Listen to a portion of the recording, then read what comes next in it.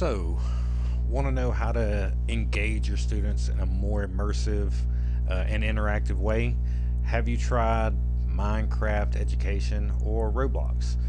So today, the Hour of AI is going to be going through both of these and showing you some live demos on them and giving you some tips and tricks on how to use them and incorporate them into your classroom. So what's up? My name is Kyle. Welcome to the Hour of AI. And so let's go ahead and jump right in. This episode today is not necessarily focused solely on AI. I'm really going to be looking at some gamified learning and some different applications you can use, different games you can play in order to get your students more immersed and let them have a little deeper aspect or deeper concept of some of these learning styles. And video games is a great way to do that. I've been playing video games for a long time, so I'm really excited about showing some of this, and I get to game while I'm doing this too, because I'm going to go through and show you some of Minecraft Education, and I'm also going to show you some of Roblox, at least some educational ways you can use Roblox. Alright, so a little bit about the Hour of AI, so welcome.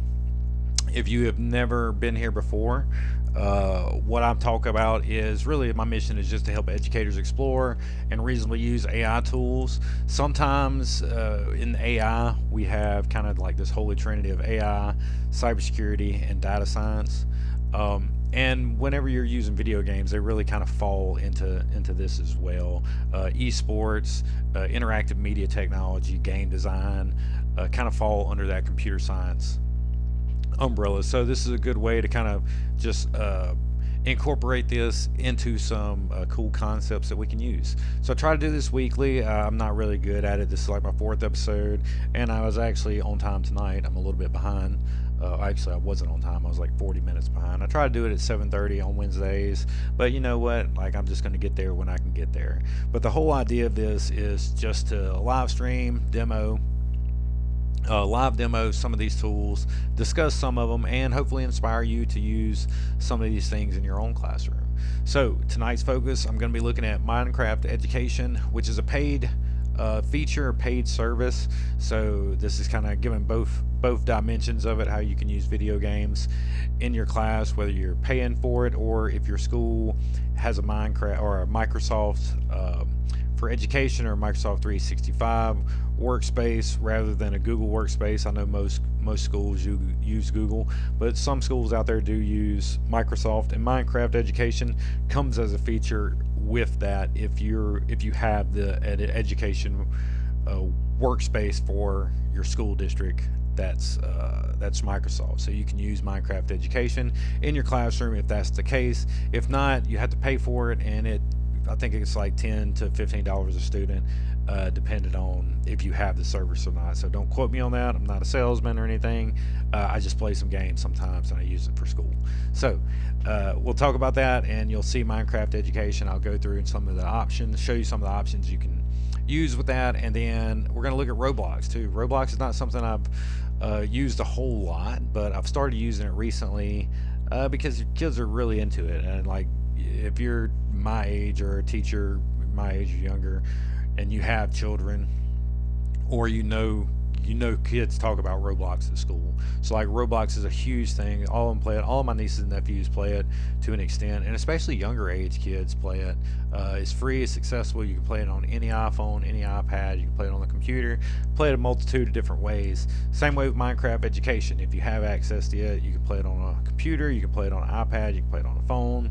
So it's really accessible games and really useful tools. And so tonight I'm just going to play through some of it, show you kind of some of the features, how you can use it in your classroom, and yeah, hopefully you'll get something out of it. So let's go ahead. I think I got one more slide. Yeah, this is just my email, so if you have any questions that you want to ask me, or you want to see something done, or just pick my brain, or tell me I suck, like whatever the case may be, you can email this hourofai@gmail, and I'll try to get back with you as soon as I can. I'm not really great at email, so like, just write me on social media. You can subscribe and follow me at the Hour of AI, and that's on Facebook, X, YouTube, and Instagram. Right, so 1 second to go ahead and get started and get something done really quick. Share my live out to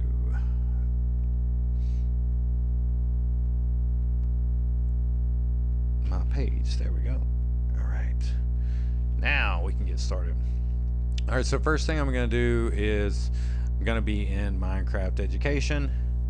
So I may have to log in. I already got it logged up.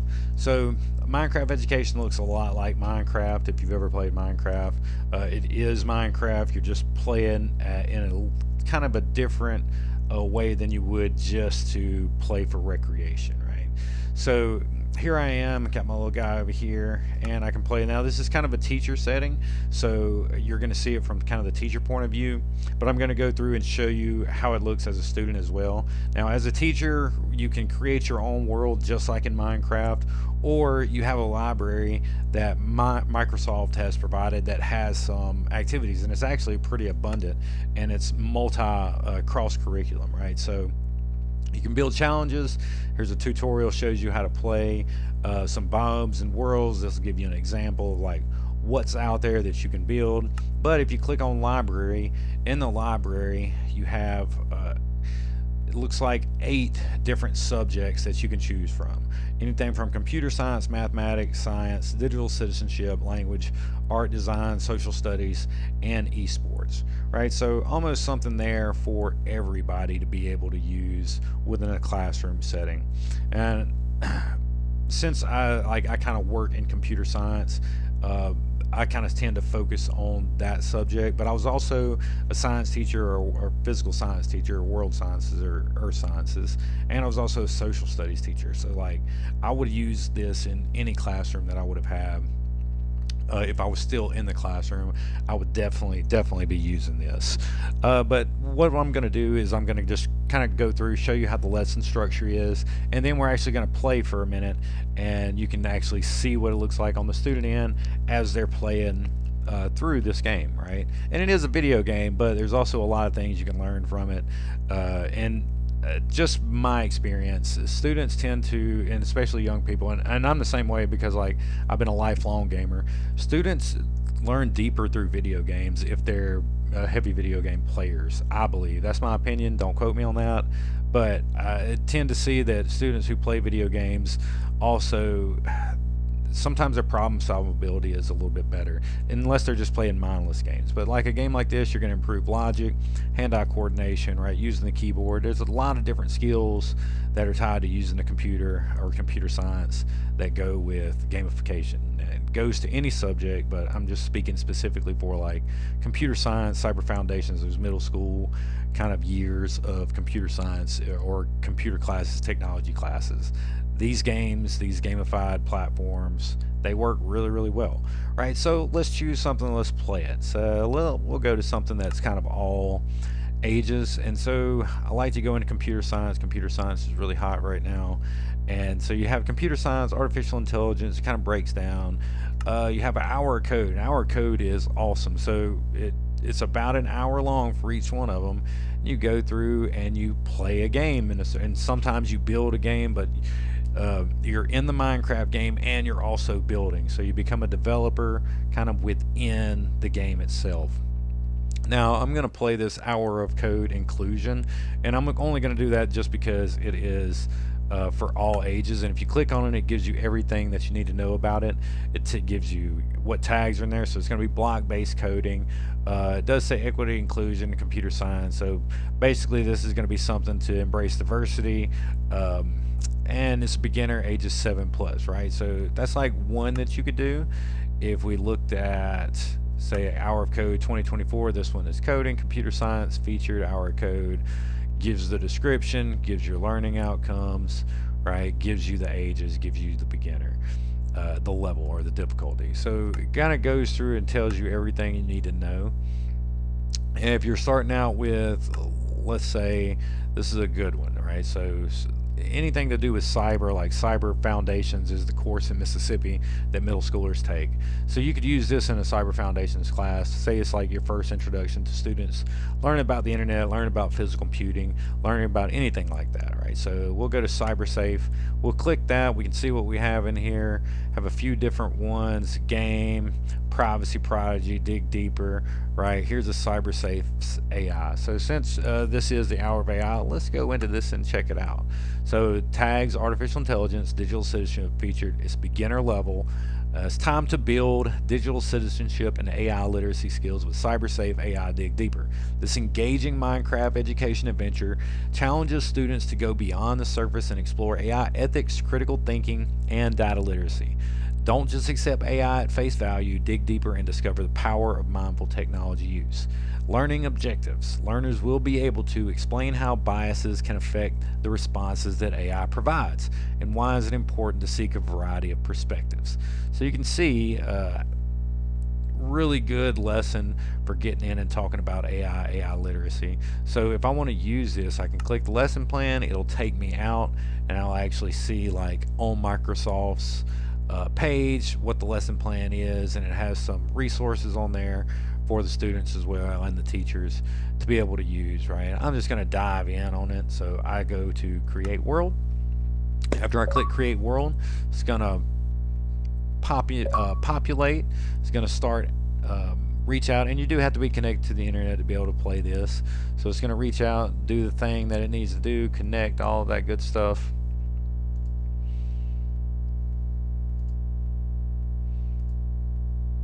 And here we go. All right, so, and you're going to control it with the mouse, and you also have some hand controls as well.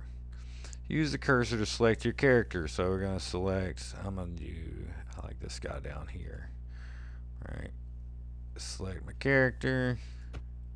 Oh, there we go. I had to right click on it. So after I select my character, this is going to be the introduction to the CyberSafe world and the storyline that it gives me. And remember, it's all built within Minecraft. So as you're playing through, it looks like Minecraft. It is Minecraft. It's just Minecraft for education. I think I turned the music off.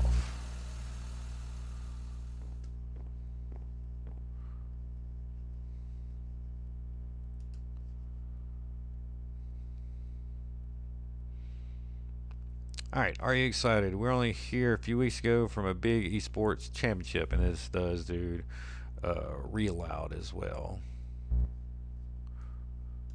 Can't wait. Yeah. Turn my volume back on. My day is going good, Billy boy. How are you doing? Hi everyone, we are having a fundraiser to help finish our esports arena before the big championship. Your group STEM projects are always amazing, so I wanted to ask you first, can you help us with an awesome idea? So yeah, we'd love to help. We are heading to the class now. We can think of some ideas today. Talk soon. Now let me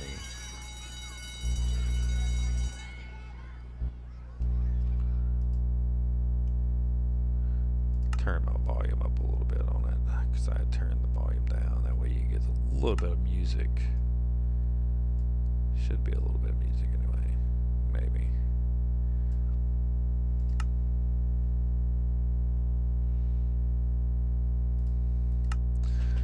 Alright, so like I said, it's just like Minecraft. So you're hanging around and the controls work just like Minecraft do. And so you got to figure out, like, what we go do next. So I just up in this room, it says follow the particles to the STEM lab, interact with your chair. So yeah, that's where I'm going. I'm gonna go down and talk to this dude probably here at the end and see what he has to say. Oh no, gonna go in here, talking to our chair. Oh, interact with my chair.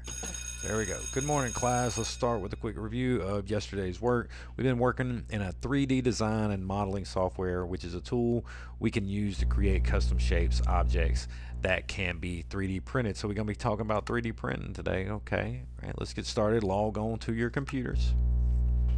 Interact with my computer to log on.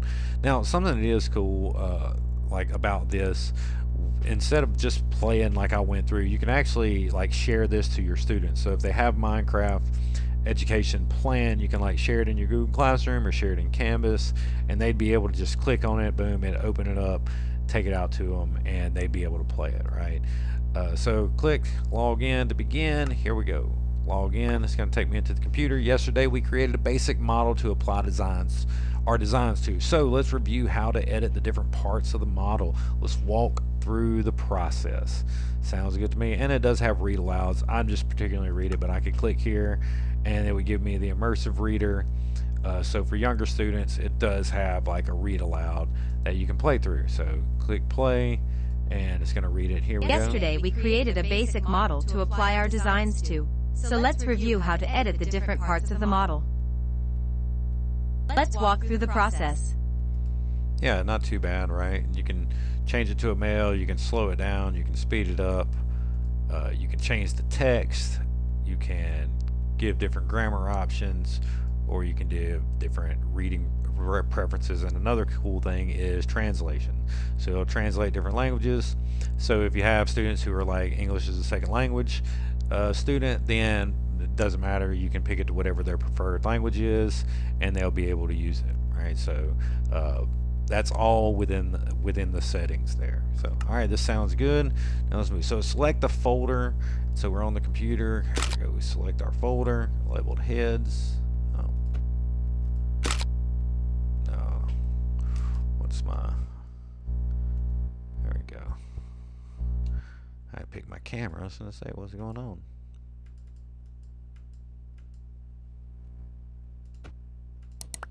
There we go. Alright, select the head design. There we go. Then we can select the back button. Alright, select the folder labeled body. So we're just building person. Build our little person here. Select the body. No, that's not. Why does it keep going to the cameras? Because I have this mighty mouse. It doesn't work that well when you have to right mouse click. Alright, then legs. Add our legs. One more time. Alright, looks like you have a basic model. Good work. While our model has the shape that we want, it doesn't have much detail or color, we can use it as a template or start designing for what we want. Go on. Creating detailed designs can take a long time, so we can use the AI design tool. So here we get into like the AI literacy part that students are going to run into. This AI design tool to help us work more efficiently.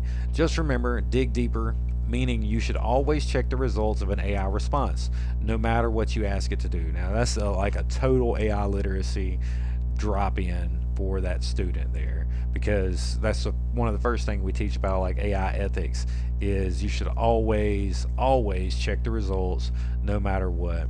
And when I teach teachers this, when I teach students this, doesn't matter, right? Always double check what you get, because even though that LLMs can be extremely accurate, there's always a chance that you may have some false positives, you may have some misinformation, right? Wrong and just outright wrong information.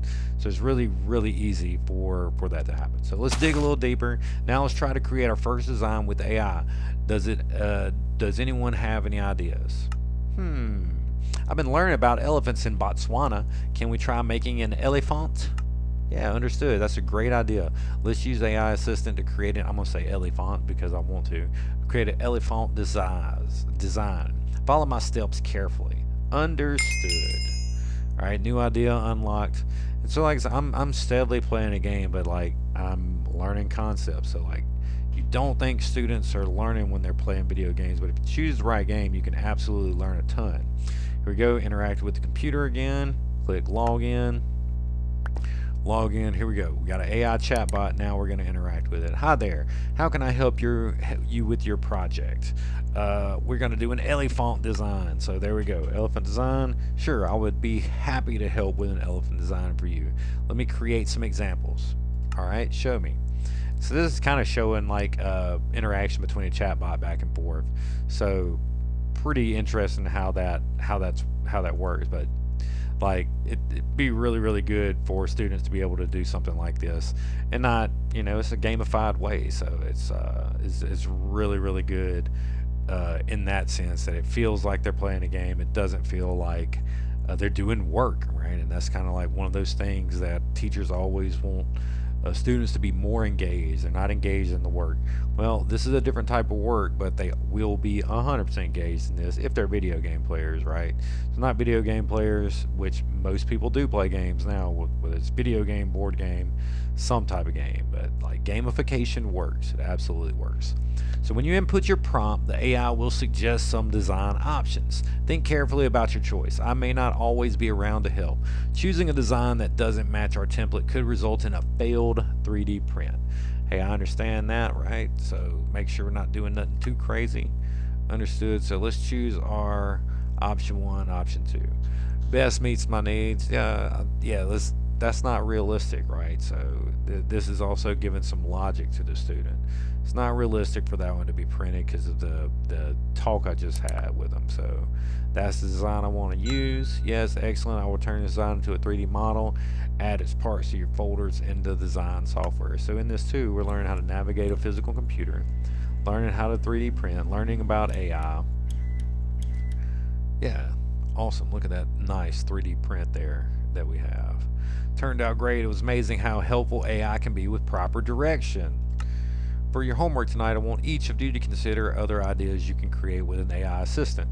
Try designing another model at home. Remember to follow the steps we learned today. Understood. Thanks for today's class. See you tomorrow with your new design. Thanks. Before we leave, I have an idea. The esports team captain asked us to come up with a fundraising idea to help finish the new esports arena. What if we sold figures? What if we sold the figures we're making? Hey, that sounds great. Absolutely. They sell those little dragons for like 15 bucks all day long. I think it's a wonderful idea. We can spend the week creating different designs so there are a variety for people to choose from. The design you create for homework tonight can add to the list. All right, that sounds exciting.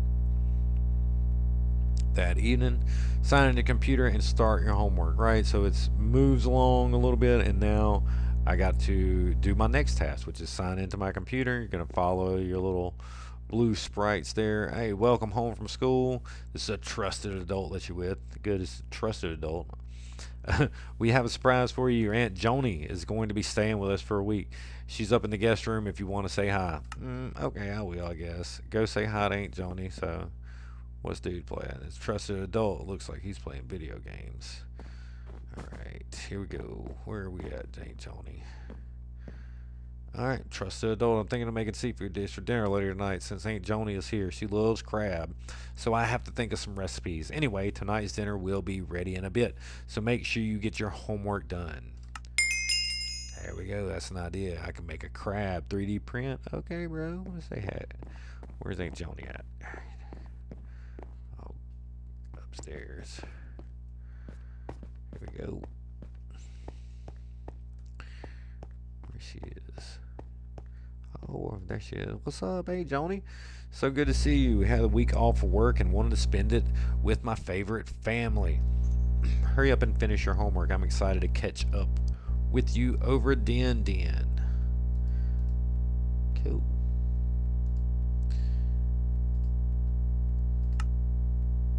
Alright, sign on my computer and start my homework. And so you can see that it gives it a little bit of a game, it gives it a little bit of exploration, and then boom, here we go. Let's go right back to work.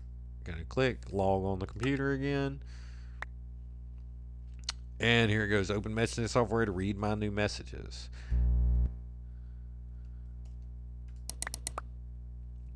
Hey, we were just about to start a round of Dig It. Do you want to join in?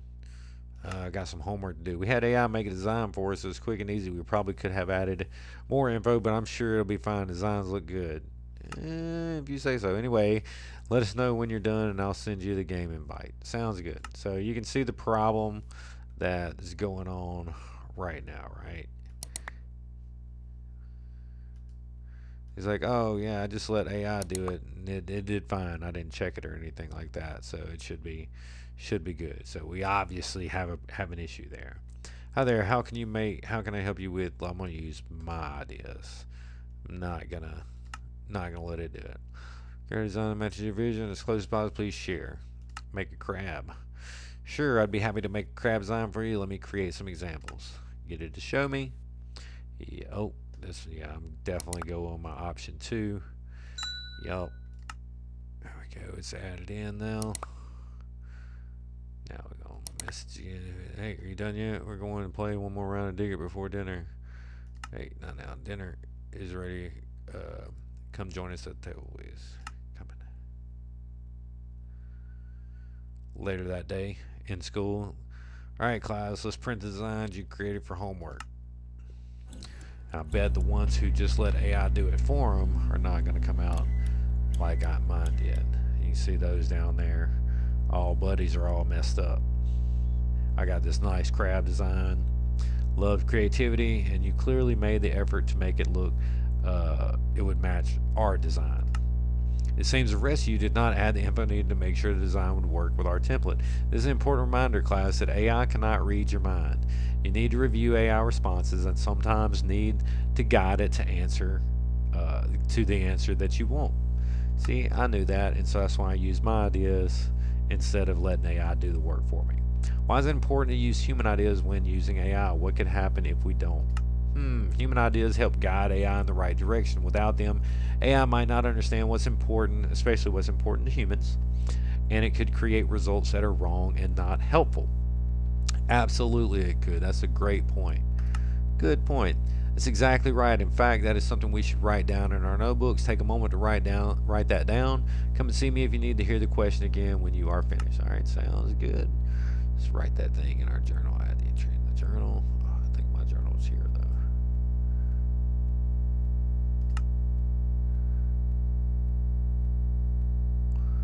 Where's the journal at?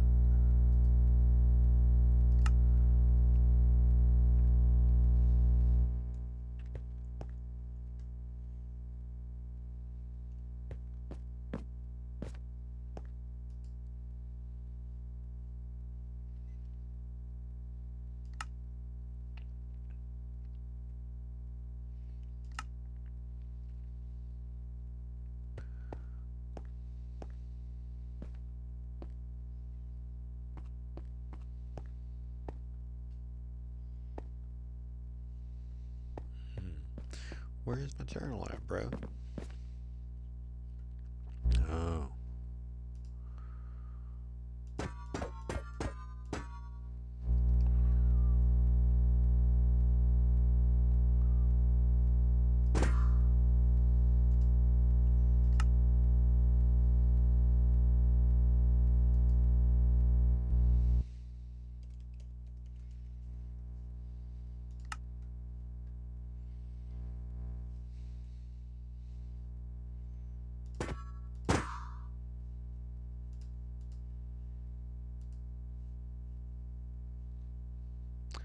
Add an entry. That's what I did, I thought.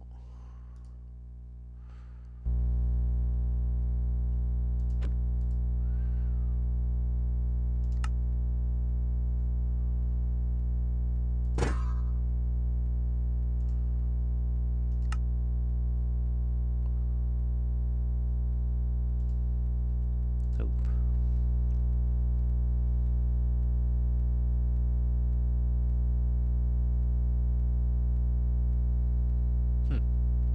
I don't know. So this is like one of those moments that I should play more Minecraft because I have no idea where my freaking journal is. I thought it was in my.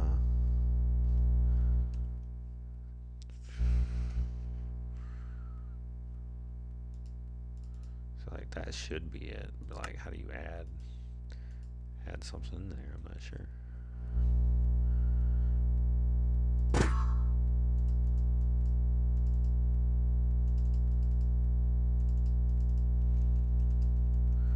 Well, let me type anything. Oh well. But you get the gist of Minecraft education. Kids will definitely find where the journal is because they're definitely going to know, and I would definitely find out, but it'd take me what is this? Take me a few minutes to do it. Let's see why. I just want to be able to put a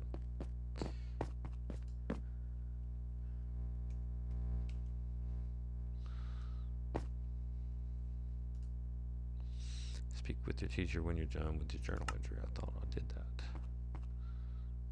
Go try to talk to him again.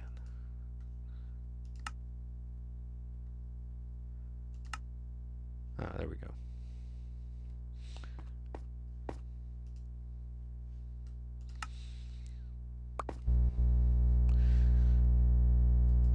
Back to talking to the AI, talking to the chatbot. Oh, what are you doing?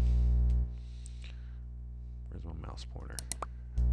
Welcome back. How can I assist you today? Would you like a new design to add to your template model? Yeah, school mascot.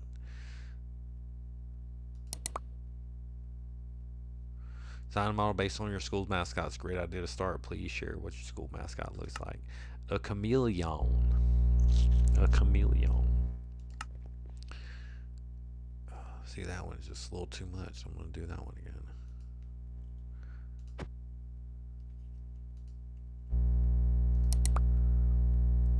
Yep, that's the one.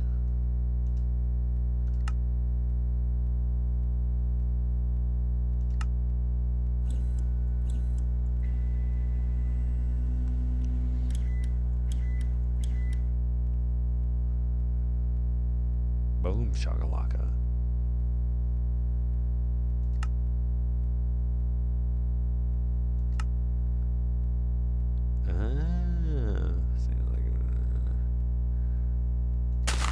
In order to come up with new ideas, need more data from our AI to make things. This means creating a list of possibilities that our AI can design. Where do you think we can get more? Let's ask people. Don't ask AI. Ask people for the ideas. Right? Should talk to others in the school and then get their ideas. Speaking on a variety of people might help us create a data set or a list of ideas that better represent what the school wants or needs. Great idea.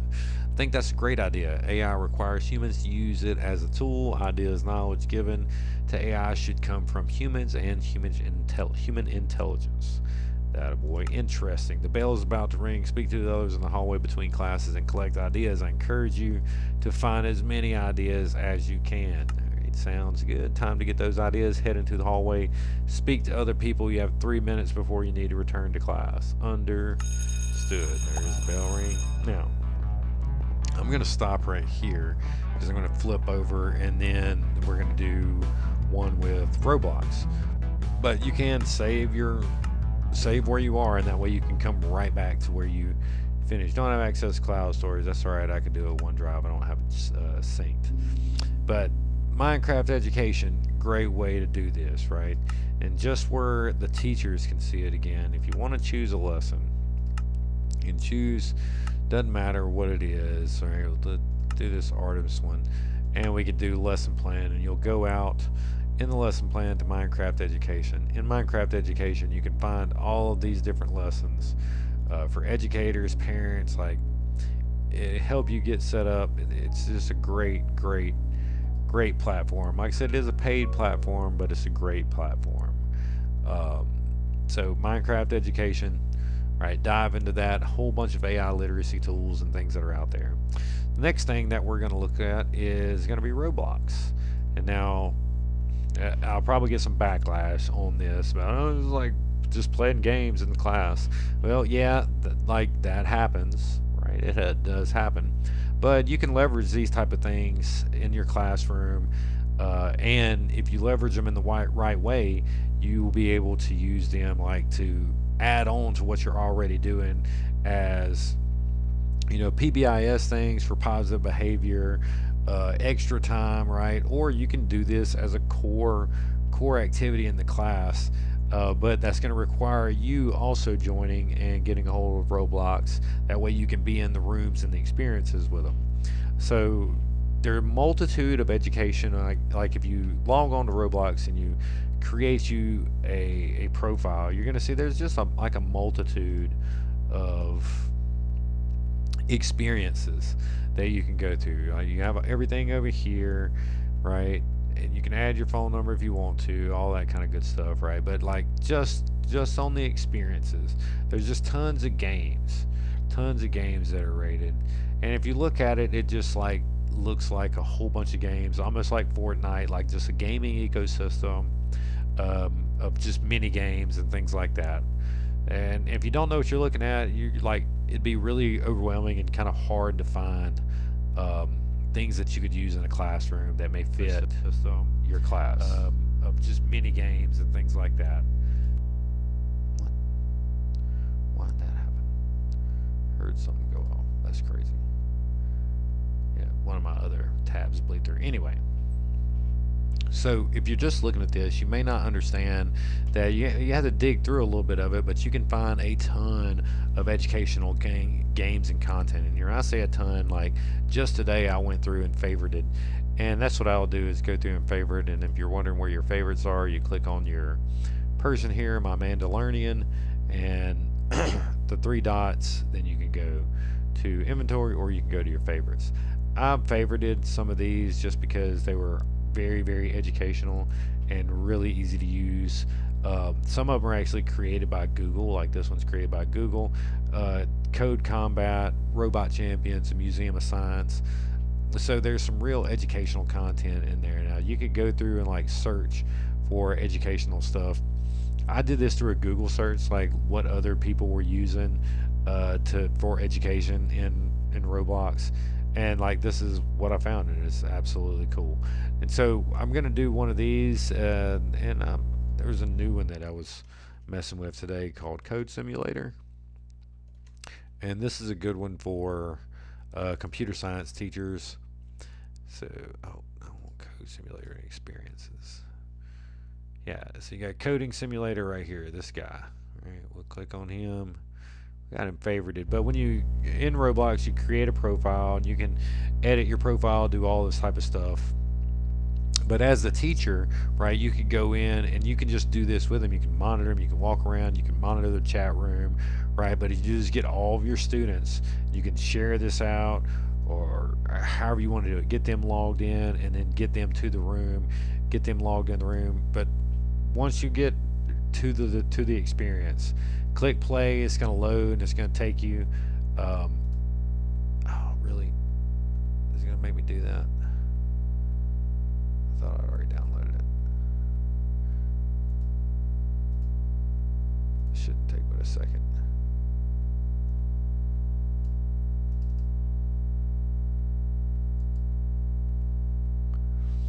So as you get here, though, make sure it's installed, number one. That was like the first thing I should have done. But it'll tell you a little bit about the experience, and I'll just go through it while it's downloading for me and installing. In the description, like this one is Coding Simulator, so this tells you everything that you can do, right? You can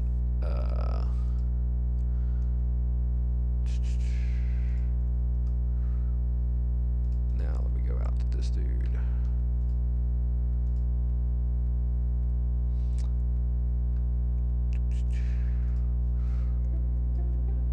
So here we go. But it gives you all of everything that you need to know about what it's doing right here. Who developed it, like what it is. This one's a really cool one though. So I started playing it earlier today. Wait and see. It gets. Alright, so here we go. Maybe the music might be a little too loud. I want to unlock voice out. Turn the music down just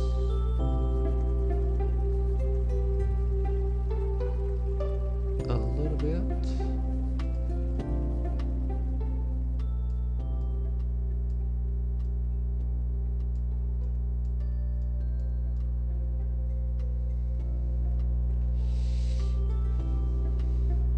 Alright, so gives you, okay, here is your office. So this is the first thing it's going to go through and tell you everything that you want to do in this simulation anyway. So we click next. This is the place where you write all your code and where programmers will work. Okay. Alright, this is NFT print buildings. This is like where you do 3D prints, NFTs, all that type of stuff, or digital G-code files, right? Close that. Here you can print NFTs, equip them to get cash multipliers, right? So it gamifies it. So you're not only are you playing the game, but you're also learning some stuff too. Next we have the stock market. Buy stocks to earn passive income. This means free cash, so you're learning a little bit of economics in this as well. Finally, the tech shop. Upgrade your PC for better storage.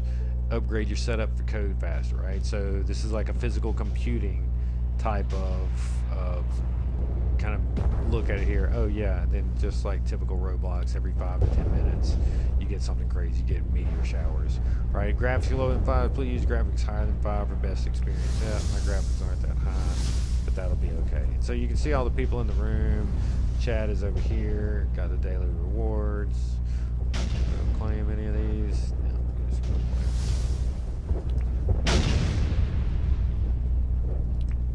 Alright, so Roblox, same way, you can just control with the arrows, and this one gives you some stuff to do actually. We'll take these, go collect some of these things. Really, bro? Stole my stuff.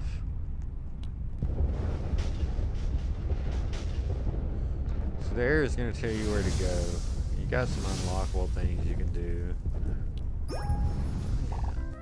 So first thing we're going to do is go talk to Steve. Steve's going to tell us what we're supposed to do. And that's like what we're supposed to do as far as our job.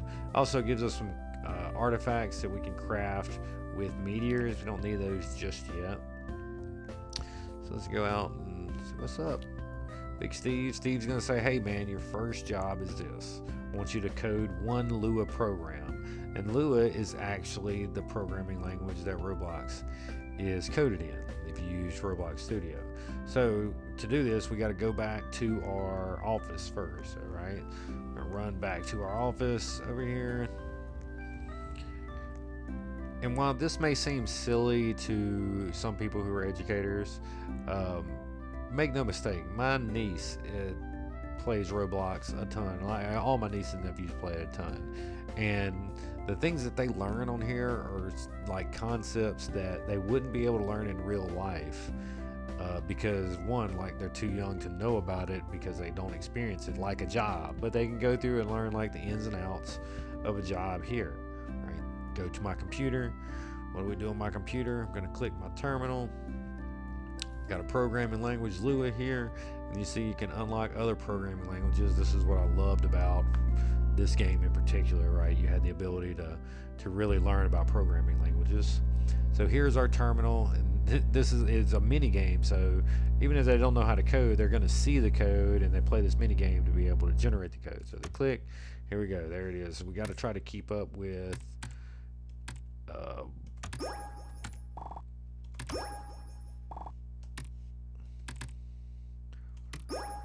and so it's just sitting there and typing the letters that pop up.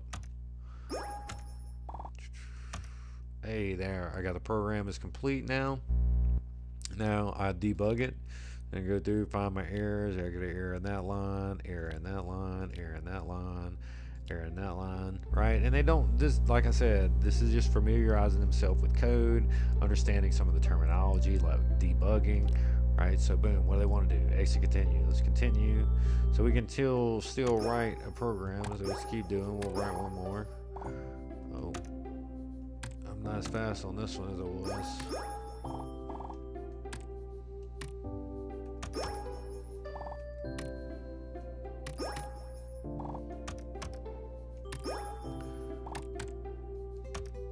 All right, program is complete. Debug it. Here we go. Boom, boom, boom, boom. Got it. Debugging is complete. Save.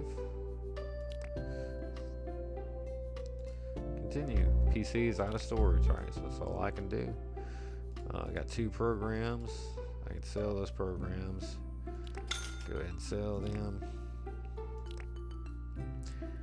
Job completed, so I need to go back to the office building to Dougal. You can see other players around.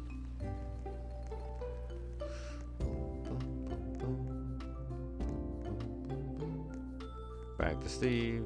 What's up, Steve? Well done. You completed a job and you're one step closer.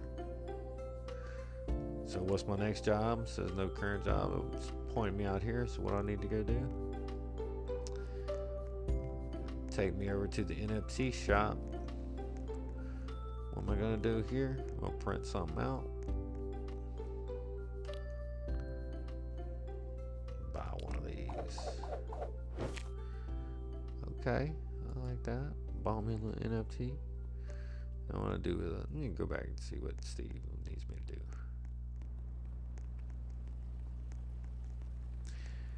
And like I said, so some people may look at what I'm doing here and see this as a waste of time. It gives me a job. I need to print the dog, but education is changing, and students who are born before 2007 have never known a world without an iPhone, have never known a world that wasn't digitally gamified.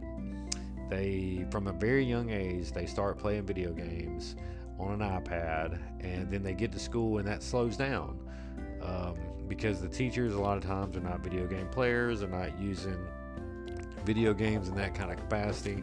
We don't think of video games as educational tools, but the truth is, like, most of the stuff I learned and like retained, I learned from video games, playing video games, whether it be like problem solving ability, critical thinking ability, being able to solve complex puzzles, history, even events, games that had historical events or were based on historical events. I learned just as much from them, if not more, than I ever did inside of a school building. And so I'm not saying that this is the end-all be-all of any type of your pedagogy as far as the way you teach, but if you're not doing gamified learning, and I mean, when I say gamified learning, I'm talking about video games. Like, I'm not just talking about taking old board games and making them into something new. That works as well. But like, if you really want to engage students, if you really want to start taking it to the next level, you got to start experimenting with some of these video games, and you'll be able to find out that they're a lot more useful than you may have ever come to realize. So these two demos that I showed you, Microsoft Education and Minecraft Education and Roblox, those are the tools that I use today. And like I said, this was just to give a look at how you can do some AI literacy, computer science literacy, and you can do it through video games and gamified learning. Minecraft Education being the paid version and Roblox being the free version. Hope that you enjoyed the demo. I'm actually under an hour tonight, so that's a good thing, right? I kept it under an hour, and that's what I wanted to do. So again, if you want to reach out to me, I'm at thehourofai@gmail.com. My name's Kyle. Hope you have a good night. Peace out.